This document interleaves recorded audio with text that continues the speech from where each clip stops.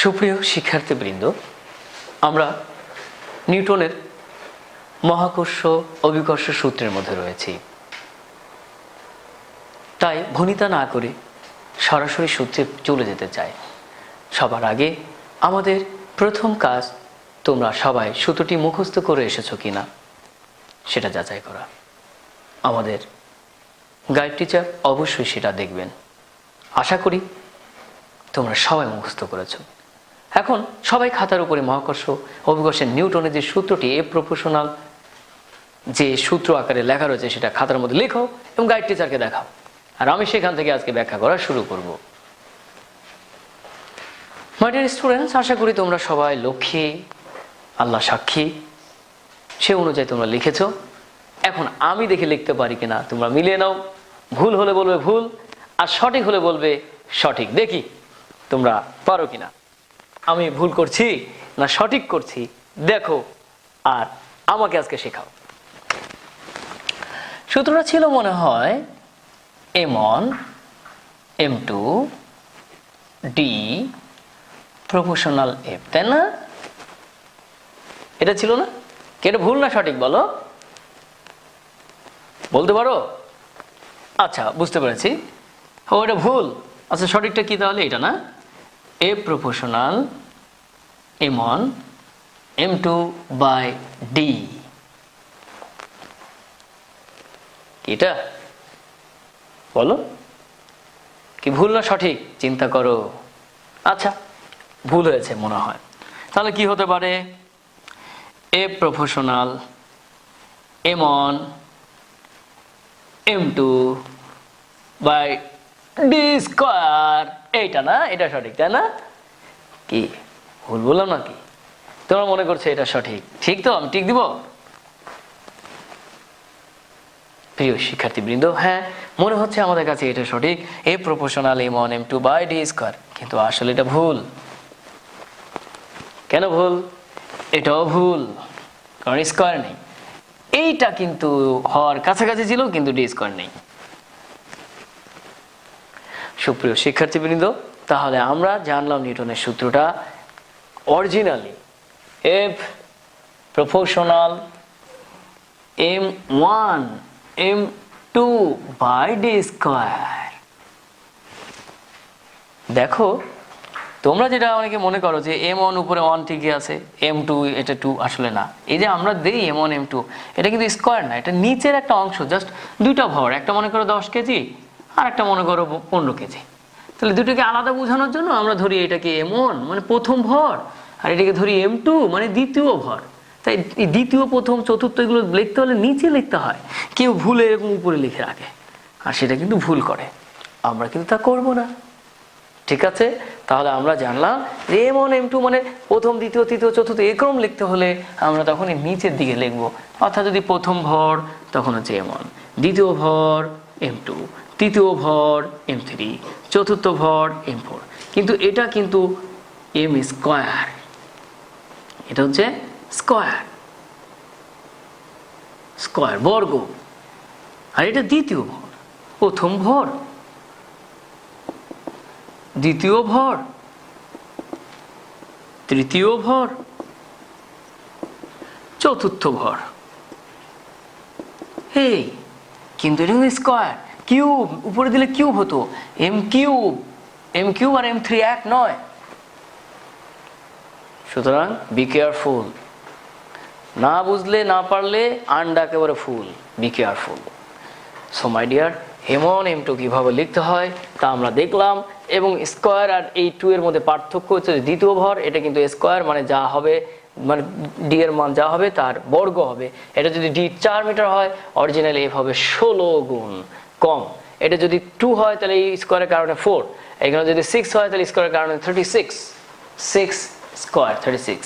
অনেকে 6 স্কয়ার মানে 6 ইন্টু 2 মানে 12 মনে করে, 4 স্কয়ার মানে 8 মনে করে। আসলে না, 4 into 4 16, 6 into 6 36, 10 into 10 100, 100 square 10 lakh. না, 100 স্কয়ার মানে একের পরে 10,000। 4। প্রিয় শিক্ষার্থীবৃন্দ, তাহলে আমরা আশা করি বুঝলাম যে কিভাবে অরিজিনালি সঠিকভাবে লিখতে হয়।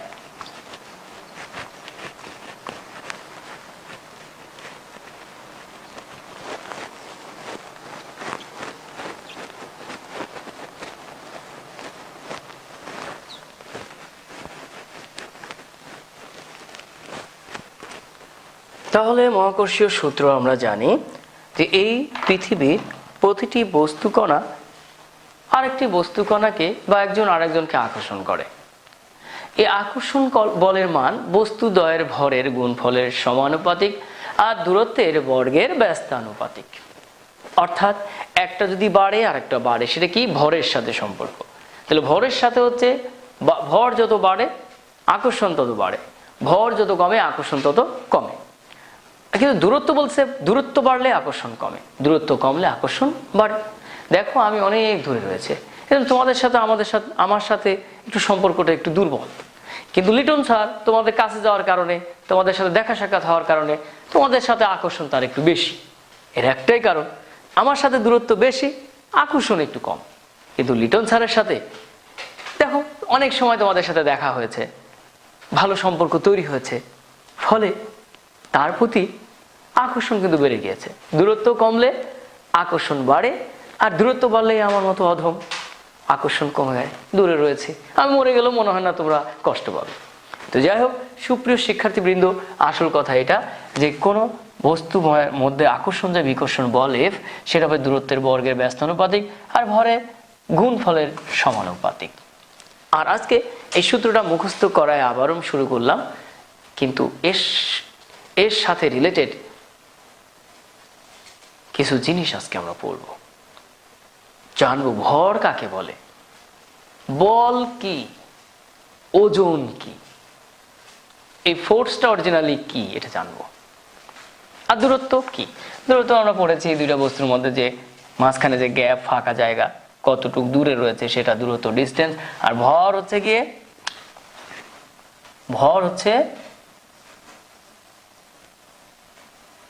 ভরটা কি বলো,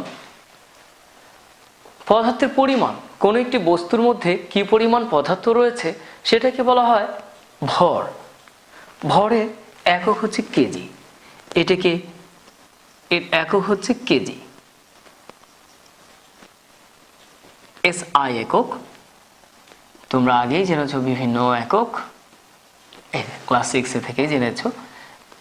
সাব ইন্সপেক্টর নয়, system of international, CGS, MKS, এগুলো তোমরা পড়েছো। FPS ফুট পাউন্ড সেকেন্ড, আর তারই সেই আঙ্গিকে আমরা পড়লাম ভর হচ্ছে গিয়ে পদার্থের পরিমাণ। পদার্থের পরিমাণ, কি পরিমাণ পদার্থ রয়েছে সেটা মূলত ভর। তার একক, সেই একক হচ্ছে কেজি। গ্রামও রয়েছে CGS এককে, মেট্রিক টন, টন এগুলো তোমরা শিখেছো, কুইন্টাল। শুধু এইখানে জানতে হবে ভরের SI একক হচ্ছে কেজি আর CGS একক হচ্ছে গ্রাম। প্রিয় শিক্ষার্থীবৃন্দ, তাহলে আমরা জানলাম যে পদার্থের পরিমাণ হচ্ছে ভর, আর সেই ভরের একক হচ্ছে কেজি, এর CGS একক কিন্তু গ্রাম। এইবার আমরা জানবো ওজন।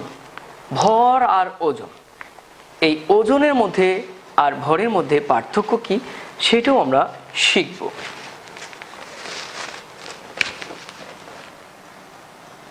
ওজন,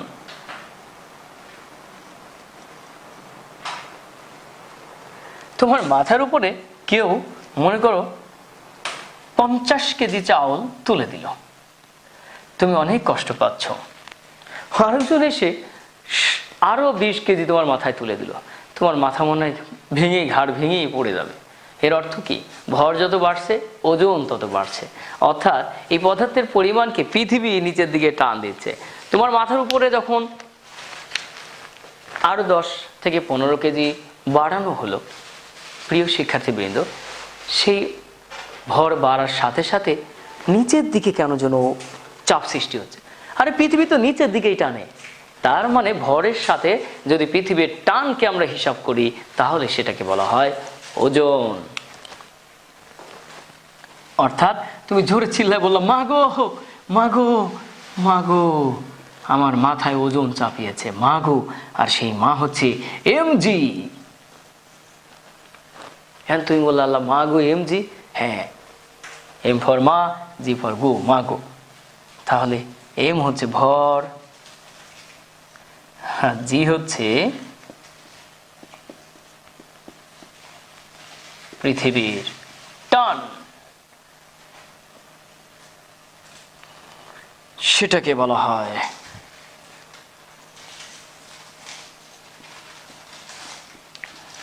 অভিকর্ষজ ত্বরণ।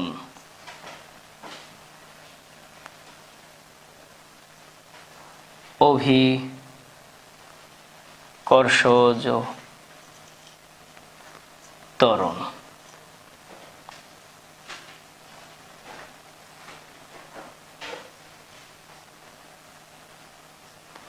সেই ভর হচ্ছে অভিকর্ষজ ত্বরণ, ভর ইন্টু পৃথিবীর টান। আর টানটাকে আমরা জানি কি বলো, পৃথিবীর টানটাকে আমরা জানি অভিকর্ষজ ত্বরণ। কারণ আমরা জানি পৃথিবীর সাথে কোনো বস্তু যে আকর্ষণ তার নামই হচ্ছে অভিকর্ষ। আর তার কারণে বস্তুর যে বেগ বৃদ্ধি পায়, যে বল বৃদ্ধি পায়, বেগ বৃদ্ধি পায়, সে বেগ বৃদ্ধির হারকে ত্বরণ বলে।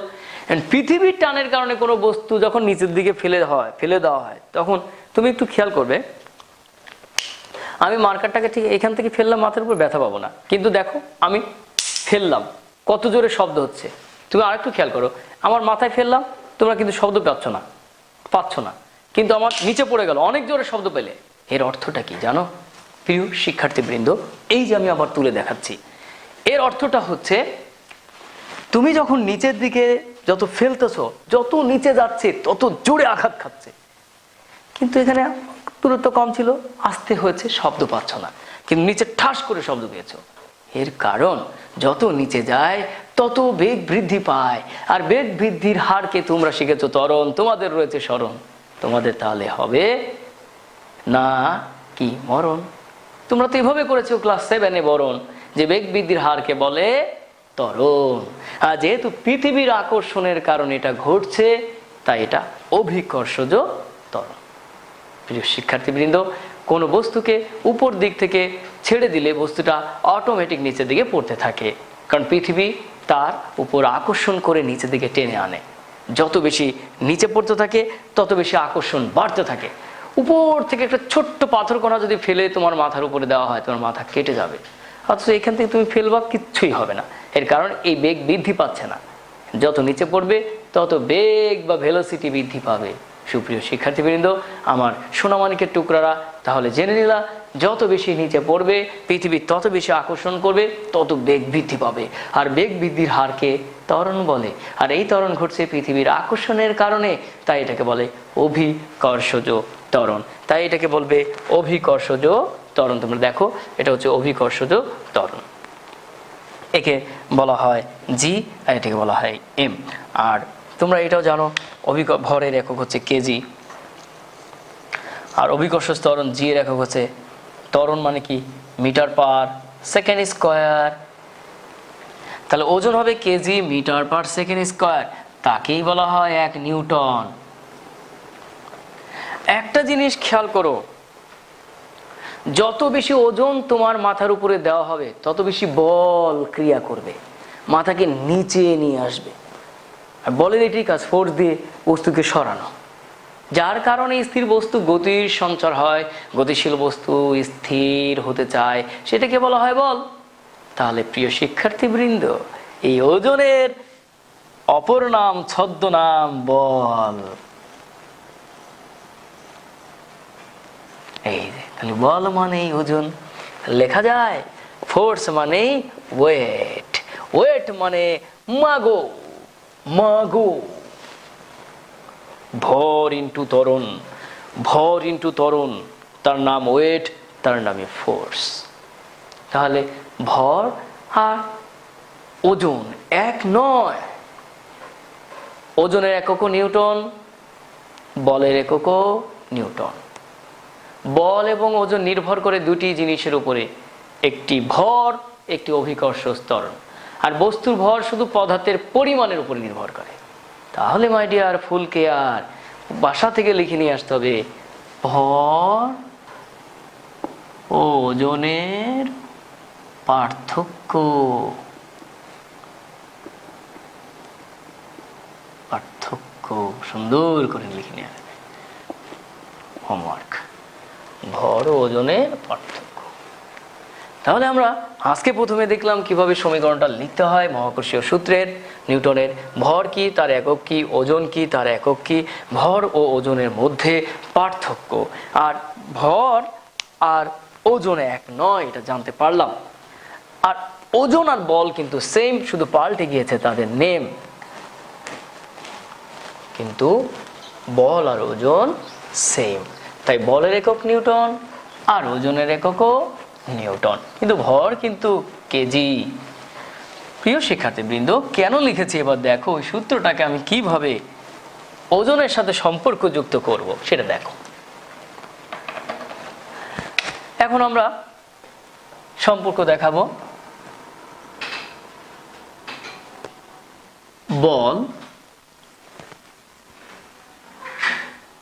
ও মহাকর্ষীয়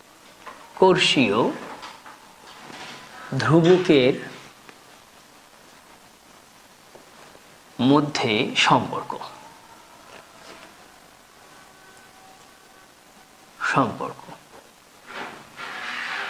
পার্ট 1, প্রথম পার্ট এটা, দ্বিতীয় পার্ট।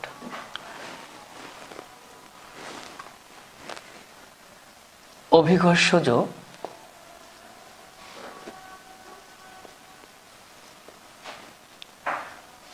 ত্বরণের সাথে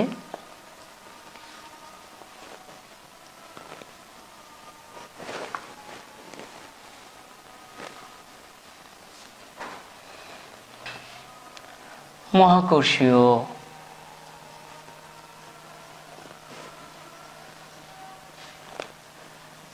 ধ্রুবকের সম্পর্ক।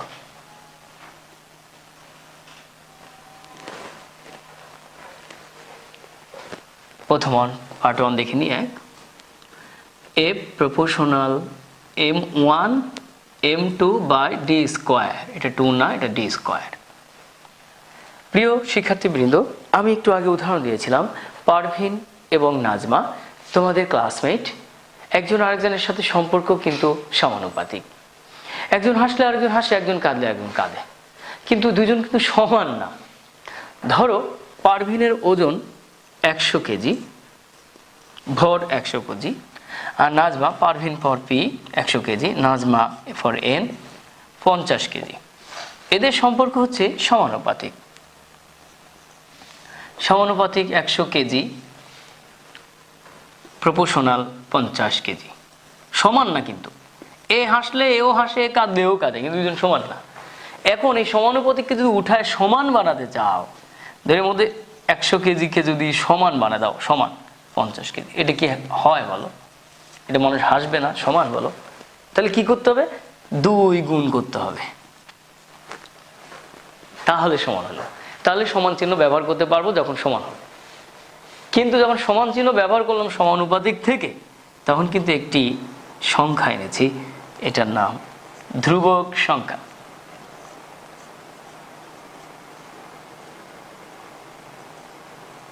ধ্রুবক সংখ্যা, this is constant number. If you want to make it equal, must you have to bring a constant number. Here is given 2. সমানুপাতিক আর সমান এক না, যখন সমান করতে হবে আসলে সমান বানাতে হবে। তো এইখানে যেমন সমানুপাতিক থেকে সমান চিহ্ন এনে একটা ধ্রুবক এনেছো, এই জায়গাটাকেও যদি সমানুপাতিক থেকে সমান বানাও, তাহলে কি করতে হবে? একটি ধ্রুবক আনতে হবে। তাহলে একটি ধ্রুবক চিহ্ন আনতে হবে। একটু দেখে নি কিভাবে আনা যায়। এই যে F সমান m1 m2 d স্কয়ার, এরকম যদি লিখি মানুষ হাসবে না? ঠিক এটার মতো 100 কেজি ইকুয়াল 50 কেজি, হাসছিল না? তখন আমরা 2 গুণ করার পরে সমান হলো, তখন হাসি বন্ধ হলো। তাহলে দেখি কি হবে। প্রিয় শিক্ষার্থীবৃন্দ, এখানে একটা ধ্রুবক আনতে হবে। ধ্রুবক, ধ্রুবক, এই যে সেই ধ্রুবক। এখানে আমরা জানতে পেরেছি 50 আর 100 মান, এই কারণে আমরা 2 দিয়ে গুণ করে কি করেছি বলো, 2 দিয়ে গুণ করে দেখিয়ে দিয়েছি যে এই দুইটা হচ্ছে ধ্রুবক সংখ্যা। কিন্তু এখানে বিজ্ঞানী নিউটন নিয়ে আসছে জি, ক্যাপিটাল জি, বড় গাধা জি, m1 m2 by D square. এটা কি বড় গাধা? এটার নাম মহাকর্ষীয় ধ্রুবক। মহাকর্ষীয় ধ্রুবক। বলো এই বড় গাধা মানে কি? জি, গ্র্যাভিটেশনাল কনস্ট্যান্ট। জি, গ্র্যাভিটেশনাল কনস্ট্যান্ট, এটাকে বলা হয় মহাকর্ষীয় ধ্রুবক। সুপ্রিয় শিক্ষার্থীবৃন্দ, তাহলে আমরা সুন্দর করে জেনেছি এটার নাম মহাকর্ষীয় ধ্রুবক। আর এখন আমরা এই মহাকর্ষীয় ধ্রুবকের সাথে এফ এর সম্পর্ক দেখালাম যে এফ সমান G into m1 m2 by D square. এখান থেকে ম্যাথ করতে হবে, এই ইকুয়েশন ভালো করে শিখতে হবে ম্যাথমেটিক্যাল প্রবলেমের জন্য। এবার আমরা দ্বিতীয় অংশ অভিকর্ষ ত্বরণ জি এর সাথে সম্পর্ক দেখাবো।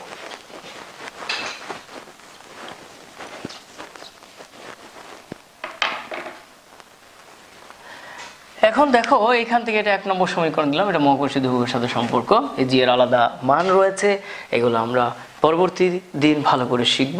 আজকে আমরা সমীকরণে চলে যাব। দেখো এফ সমান সমান মাগো তোমরা জানো, তা যদি না জানো আমার সামনে থেকে ভাগো।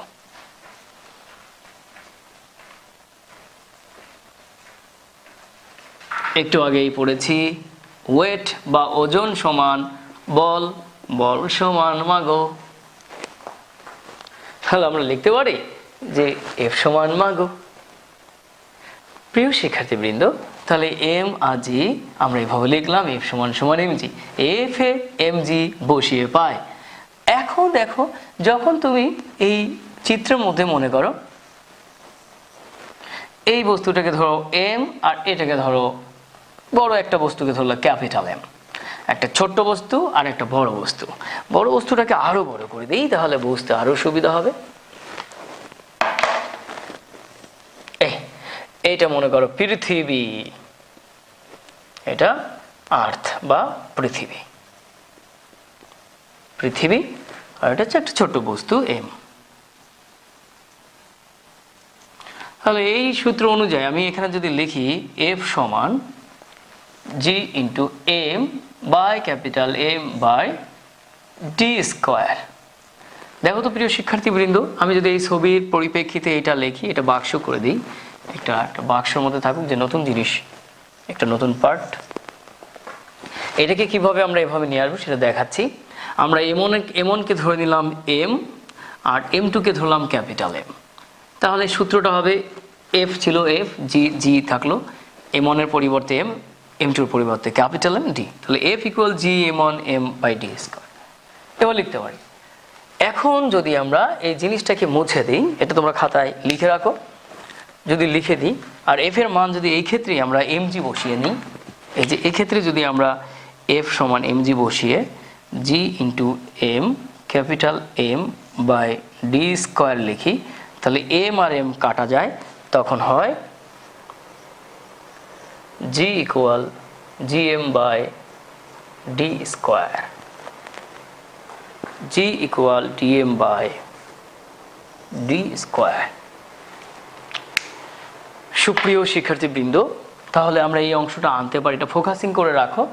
তোমাদের ফ্যাসিলিটেটর বা টিচারকে, শিক্ষককে, গাইড টিচারকে বলো স্যার একটু স্লো করেন, আমরা লিখে নিই।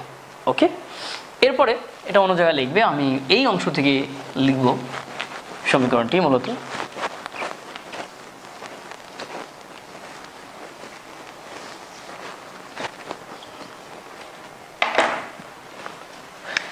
যে এখানে যদি এম ওয়ানকে এম ধরি আর এম টুকে ক্যাপিটাল এম, পৃথিবীর ভর ধরি, এটা হলো বস্তুর ভর,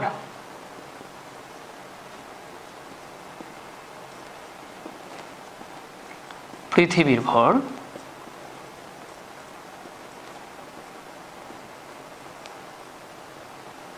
তাহলে আমরা এই সমীকরণ এখানে লিখতে পারি, বা M G equal G small M capital M by D square.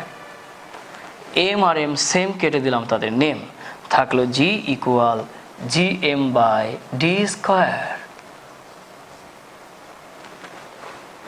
অর্থাৎ অভিকর্ষ ত্বরণ পৃথিবীতে এই যে বিদ্যমান যে বস্তু সেই ভরের উপর নির্ভর করে না, করছে? এখানে সেই বস্তুর ভর নেই, শুধু পৃথিবীর ভরের উপর নির্ভর করছে, অভিকর্ষ ত্বরণের উপর নির্ভর করছে, দূরত্বের উপর নির্ভর করছে। মাই ডিয়ার স্টুডেন্ট, আর এই দুজনও কনস্ট্যান্ট, কিন্তু পৃথিবী কিন্তু ফিক্সড। এই পৃথিবীর কিন্তু ফিক্সড। তুমিও জন্ম তো এই পৃথিবীতে, তোমার মা বাবা ভাই বোন আত্মীয় স্বজন তোমার পিয়ারের বন্ধু দোস্ত তোমাদের টিচার সবাই পৃথিবীতে, তাহলে পৃথিবী কিন্তু ফিক্সড। পৃথিবীও ধ্রুবক আর জি তো ধ্রুবক, দুই ধ্রুবক মিলে এটাকে লেখা যায়, বা জি ইকুয়াল ধ্রুবক, ধ্রুবক গুণ করলে ধ্রুবক কি হয় বাই ডি স্কোয়ার লেখা যায়। এই ধ্রুবককে আর সমান চিহ্নকে উঠাই দিলে ওই যে আগে আমরা লিখেছিলাম, এই যে ধ্রুবক আর সমান চিহ্ন পরিবর্তে প্রপোর্শনাল, আবার প্রপোর্শনালের পরিবর্তে ধ্রুবক ও সমান চিহ্ন, একটা থেকে আরেকটা আমরা অটোমেটিকভাবে আসতে পারি। তাহলে প্রিয় শিক্ষার্থীবৃন্দ, এই সমান চিহ্ন ধ্রুবক যদি আমরা উঠিয়ে দিই তাহলে লিখতে পারো জি প্রপোর্শনাল, উপরে কেউ না থাকলে 1, নিচে ডি স্কোয়ার। অর্থাৎ অভিকর্ষ ত্বরণ দূরত্বের বর্গের ব্যস্তানুপাতিক।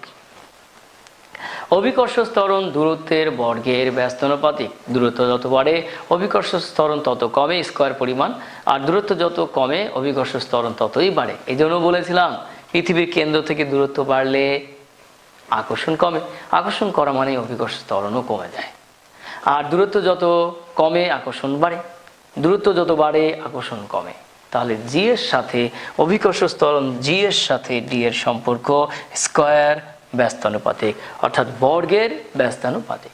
প্রিয় শিক্ষার্থীবৃন্দ, অঙ্ক করার জন্য এই ইকুয়েশনটা খুবই জরুরি, এফ ইকুয়াল জি এম1 এম2 বাই ডি স্কোয়ার। অঙ্ক করার জন্য G equal G M by D square, এটাও খুবই ইকুয়েশন জরুরি। এবং প্রমাণ আসলে এইভাবে আসতে পারে, বা প্রমাণ করতে পারে নিউটনের সূত্র থেকে, দেখাও এফ ইকুয়াল জি এম1 এম2 বাই ডি স্কোয়ার। নানান ওয়েতে এটা আসতে পারে, তো তোমরা বাসা থেকে করে নিয়ে আসবা, নিউটনের সূত্র থেকে প্রমাণ করো। প্রমাণ করো কিভাবে করবে তোমরা নিজেরা চেষ্টা করবে। প্রমাণ করো এফ ইকুয়াল জি টু এম1 এম2 বাই ডি স্কোয়ার। আরেকটি প্রমাণ করো 1 নম্বর। 2 নম্বর G equal G M by D square. 3 নম্বর হবে G proportional 1 by D square প্রমাণ করো। 4র্থ নম্বর হবে এরকম, G proportional G equal G M by R square, অনেক সময় আর থাকতে পারে আর স্কোয়ার। 5ম থাকতে পারে G equal G M by R plus H whole square. দেখি তোমরা একটু ব্রেন খাটাবে, পৃথিবীর সাথে সম্পর্ক নিয়ে অভিকর্ষ ত্বরণ ও মহাকর্ষীয় ধ্রুবককে সাথে নিয়ে আমরা নতুনভাবে নিউটনের সূত্রকে প্রমাণ করছি এবং সেগুলো বোঝার চেষ্টা করছি। এগুলো আসলে একটু কঠিন, কিন্তু বুঝলে সোজা। যখন তুমি বুঝবে জিনিসটা লাগবে অনেক মজা। আশা করি তোমাদের কাছে এই টপিকসটা হবে না কোনোভাবেই বোঝা। সুন্দর করে করবে আত্মস্থ এবং পড়াশোনা নিয়েই থাকবে তোমরা ব্যস্ত। সেই আশা আকাঙ্ক্ষা ব্যক্ত করে আজকের মতো বিদায় নিচ্ছি। প্রিয় শিক্ষার্থীবৃন্দ, সকলেই ভালো থেকো এবং প্রত্যেকেই লিখে লিখে প্র্যাকটিস করো। সবাইকে আমার সাথে মনোযোগের সাথে থাকার জন্য ধন্যবাদ। সালামু আলাইকুম ওয়া রাহমাতুল্লাহি ওয়া বারাকাতুহু।